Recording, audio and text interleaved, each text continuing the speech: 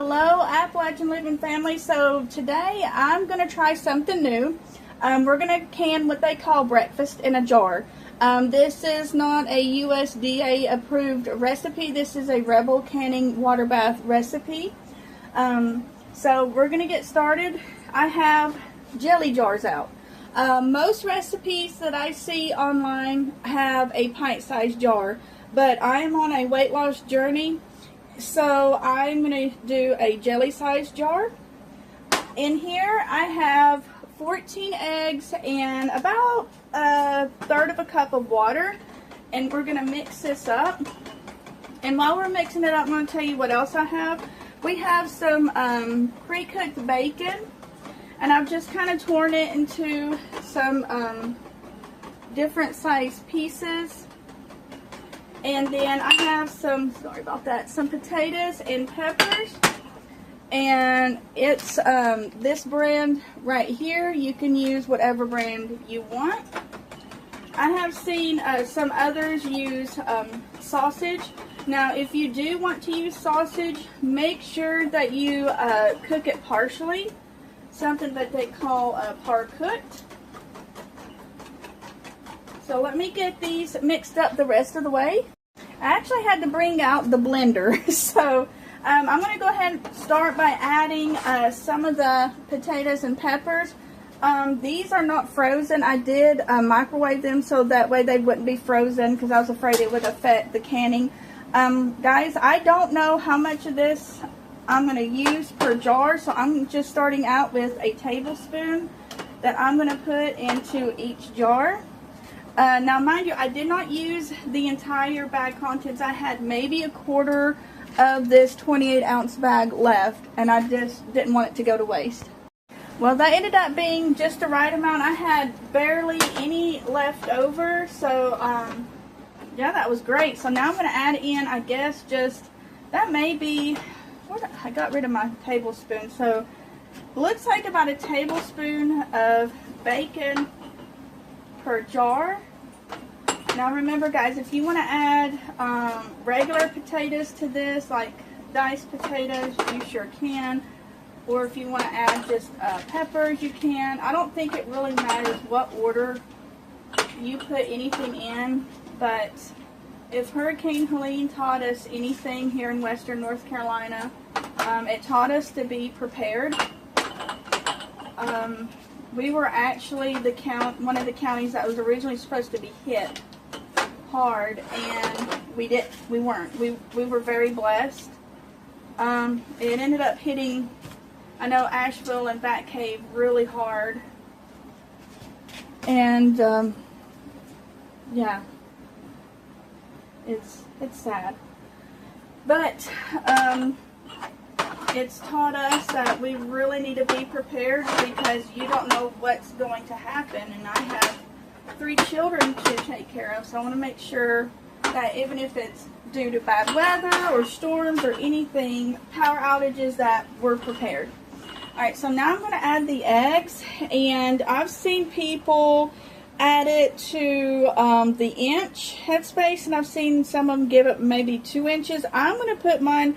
You'll see on your jelly jar, you'll have like the 150 mark, and it's probably about 5 ounces.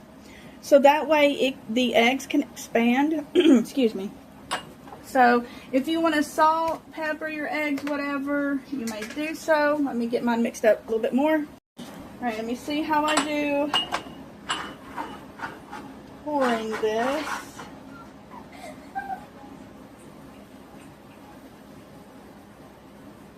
Okay. Oh, you guys didn't get to see that. I'm sorry. It's about 5 ounces.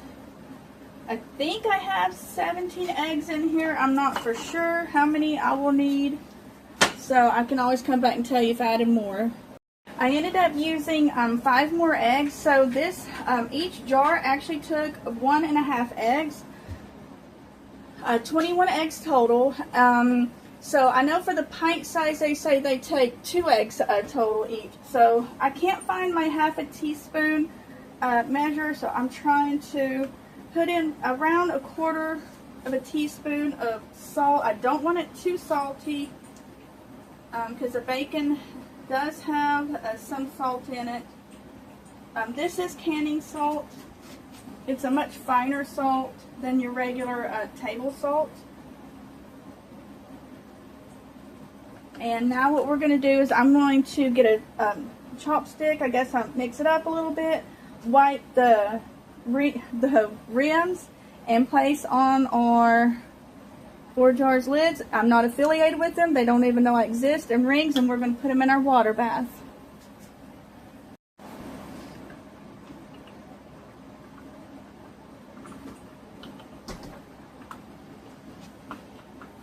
Now, if you wanted to add pepper, ground black pepper to yours, you are more than welcome to.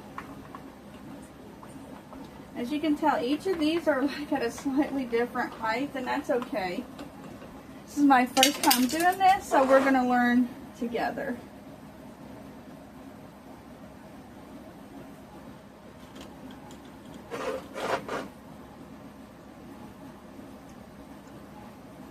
Oh, we got suction here.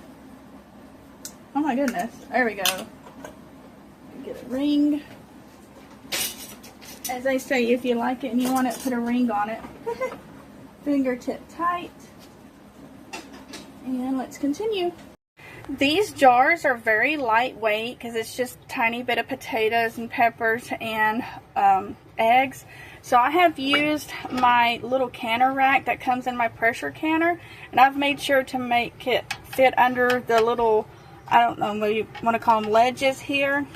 So that way the jars will stay in place. So I'm going to turn my heat on to medium. Once it reaches a rolling boil, you're going to set your timer for 3 hours. Now that's the American time. The European time is 2 hours.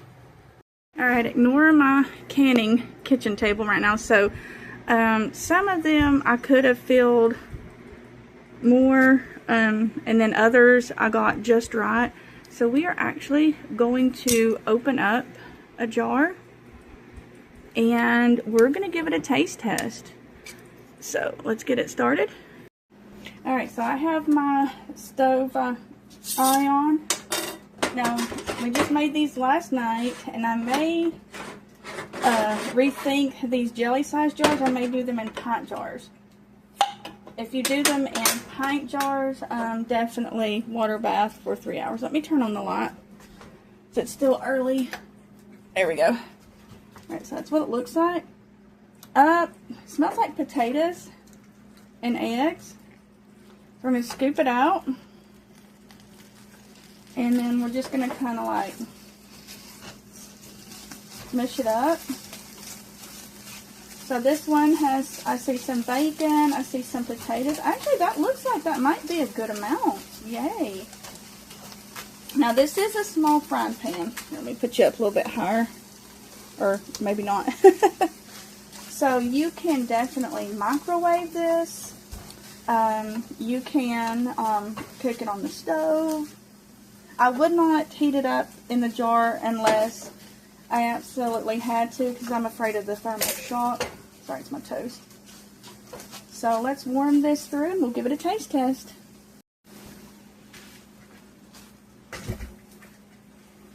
If you hear anything, that's the baby kitten Rose.